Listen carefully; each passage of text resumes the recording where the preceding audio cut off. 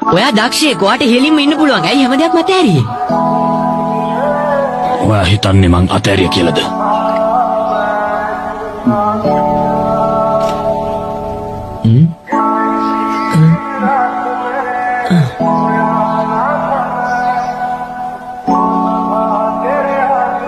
හරි. 54 වුණ මහා රියානතුර. එයාලයි මාව අතෑරියේ.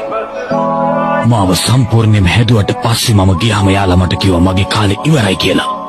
මට පස්සේ හිටපු පළවෙනි ආධුනිකයව යාලා අරගෙන තිබුණා. මට තව රේස් පදින්න පුළුවන්කම තිබුණා. ඒත් මට ඒක පෙන්වන්න අවස්ථාවක් ලැබුණේ නැහැ. මම ඕක තියාගත්තේ ආපහු එතනට යන්නේ නැතුව ඉන්න මට මතක් කරන්න. මං කවදාවත් හිතුවේ නෑ ඒ ලෝකෙට අයිති කෙනෙක් මාව මෙතෙන්දී හොයාගනි කියලා. මේ අහන ડોක්ටර් මම යාලා වගේ නෙවෙයි. ඔය ඇත්තද? ඔව් මම වෙනස්. වෙනස් කියනවා ඔයා ගැන නොහිතා වෙන දෙයක් ගැන හිතපු අන්තිම වතාව මොකද්ද කියලා. එහෙම එකක් මතක නෑ නේද? එක වතාවක් හරි කිව්වොත් මම ඔයාට බැනපේවට සමාව ගන්නවා. මං දන්නවා ඔයාට බෑ කියලා.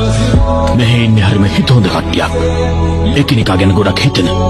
මං කැමති නෑ විශ්වාස කරන්න බැරි කෙනෙක් ගැන යාලා බලාපොරොත්තු තියනවට. හරියට ඔයා වගේ. ඔයා මෙහෙට ඇවිත් දැන් කොච්චර කල් වෙනවද ඒත් වගේ යාළුවෝ දන්නෙත් නෑ ඇත්තටම කවුද කියලා. කවුද මෙතන තමන් ගැන විතරක් හිතන කෙනා.